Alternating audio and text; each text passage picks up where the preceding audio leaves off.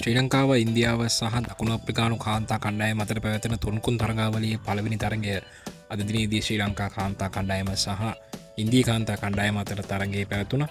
ඉතින් තරගය පෙරවරු 10ට ආරම්භ කිරීමට නියමිතව තිබුණත් තරගයේ වර්ෂාව හේතුවෙන් අඩු පන්දු වාර සංඛ්‍යාවක් තමයි ක්‍රියාත්මක කිරීමට තීරණය කළේ. ඒ අනුව පන්දු වාර 39කට සීමා වුණා එක් පිළකට. ඉතින් මෙම තරගයේදී ශ්‍රී ලංකාව වෙනුවෙන් ක්‍රීඩිකාවන් දෙදෙනෙක් අද දිනේදී ජාත්‍යන්තර ක්‍රිකට් වරම් හිමි කරගනු ලැබුවා. ඒ පියුමි වත්සලා සහ මල්කි මදාරා. ඉතින් කාසිවාසී ජයග්‍රහණය කළ ඉන්දියා නායක ශාර්බී පීට් කෝර් පළමු පන්දුර පහර දීමට ශ්‍රී ලංකා කාන්තා කණ්ඩායමට ආරාධනා කළා. ඒ අනුව ශ්‍රී ලංකා කාන්තා කණ්ඩායම පන්දුවර 38යි එක් පන්දුවක් තුළ සියලු දෙනාම දැවී ලබාගත්තේ ලකුණු 147ක් පමණයි.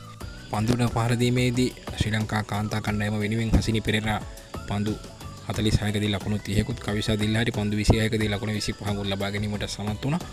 ඉතින් පන්දු ඇවීමේදී රානා ලකුණු 31කට කඩොළු 3ක් සහ තරණි ලකුණු 26කට කඩොළු 2ක් විදහෙලීමට සමත් වුණා. ඉන්දියා කාන්තා කණ්ඩායම වෙනුවෙන් ලකුණු 148ක පහසු ඉලක්කයක් හඹා ගිය ඉන්දියා කාන්තා කණ්ඩායම එක් කඩොල්ලක් පමණක් දැවී ලකුණු 149ක් ලබා ගැනීමෙන් තරගය ඉතා පහසුවෙන් ජයග්‍රහණය කරා. නොදැවී පන්දුර පහර දුන් ප්‍රතිකා රාවල් පන්දු 62කදී ලකුණු 50ක් සහ හාලින් ඩියෝල් ලකුණු 48ක් ලබා ගන්නවා පන්දු 71ක් තුල. පන්දු ඇවීමේදී නෞකා රණවීර පමණයි දවාගත් එකම කඩුල්ලේ හිමිකාරණිය බවට පත් වුණේ. ඉතින් ඇය ලකුණු 32කට එක් කඩුල්ලක් බිඳ හෙළුවා. ඒ අනුව ඉන්දියා කණ්ඩායම කඩුල්ල 9ක ඉතා පහසු ජයග්‍රහණයක් මෙම තරගයේ හිමි කරගනු ලැබුවා. ශ්‍රී ලංකා කණ්ඩායමට ඊළඟට තිබෙන්නේ දකුණු අප්‍රිකානු කාන්තා කණ්ඩායම සමග. ඉතින් එම තරගය අනිවාර්යයෙන්ම ජයග්‍රහණය කළ යුතුවම තිබෙනවා මේ තරගාවලියේ ඉදිරියට යාමට.